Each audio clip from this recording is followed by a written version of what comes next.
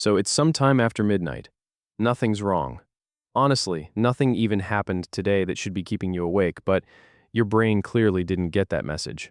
Because right now, somewhere between the pillow and the ceiling, you're back in a conversation from 3 weeks ago. You know the one. You're finally saying the thing you should have said. You're delivering the perfect response. The one that would have landed exactly right. The one that, of course, came to you 2 hours after the actual conversation ended. And here's what's really strange about that.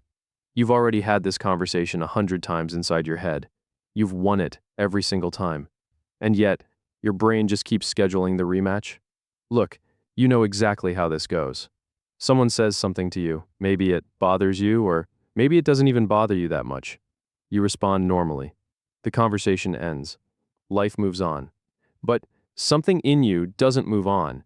You're in the shower, and suddenly you're back there. You're driving, and the whole thing just plays again from the beginning. You catch yourself actually mouthing words to no one. Running the scene, adjusting the details, testing out different versions of what you could have said. Sometimes it's an argument. Sometimes it's just a moment where you felt, I don't know.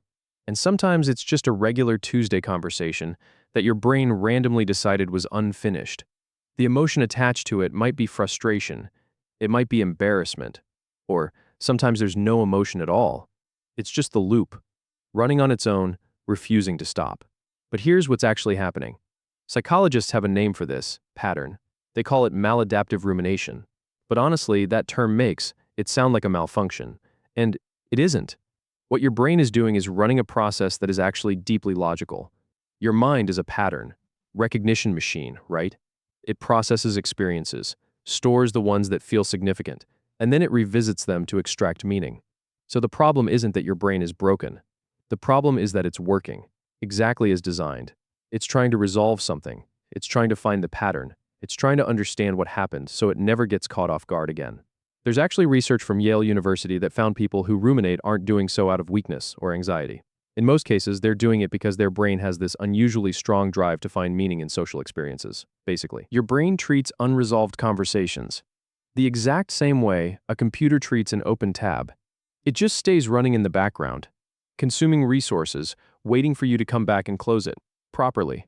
Now, here's the part that nobody really talks about. This didn't start as an adult habit. For most people who replay conversations, the pattern goes much further back.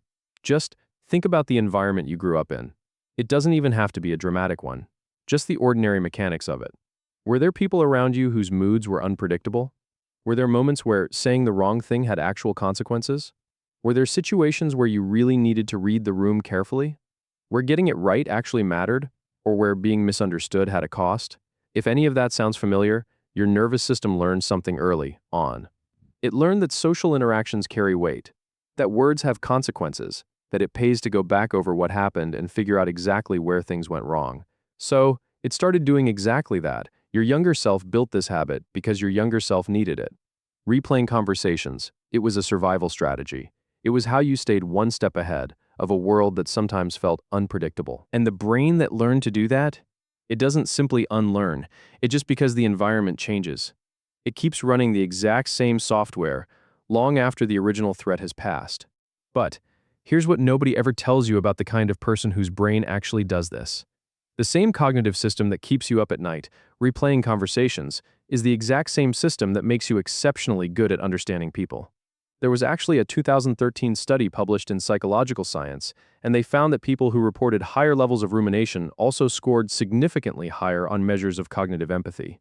Like the ability to understand how others think, to anticipate how words are going to land, to feel the emotional texture of an interaction before it's even finished. You don't just hear what people say, you hear what they meant. You catch that tiny shift in tone way before most people even register that something changed. You leave conversations with a more complete read of what actually happened than almost anyone else in the room. That's not a side effect of the replaying. That is the same gift, the same depth, the exact same brain. And hey, if that resonates with you right now, this channel was made for people who think exactly like this.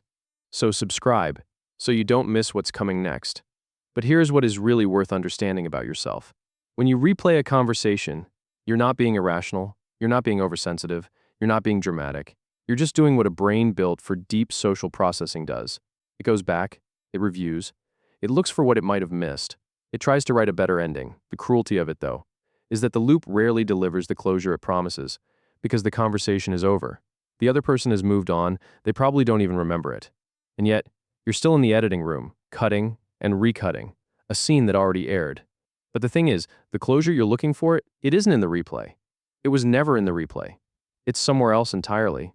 It's in the quiet decision that the version of you who showed up in that moment was enough, even if the words weren't perfect, even if you wish it had gone differently, even if the loop just keeps suggesting otherwise.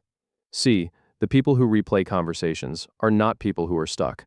They're people who care.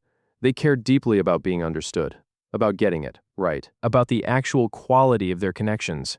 And that care, it isn't some weakness disguised as a habit. Honestly, it's one of the most honest things about them. In a world where most people just half listen and immediately forget, there are people whose brains treat every single interaction as something worth returning to, something worth understanding fully. That kind of attention is rare. And the person who has carried that loop for years, who has run those conversations 1,000 times in the dark, that person understands something about human connection that most people will just never take the time to learn. So, you are not overthinking. You are a deep processor. And deep processing, when you finally learn to let it work for you, instead of against you, is one of the quietest and most powerful things a mind can do. If that felt like something you've been trying to explain for years, you're exactly who PsychPop is here for. Hit subscribe because there's a lot more coming that's going to hit exactly like this.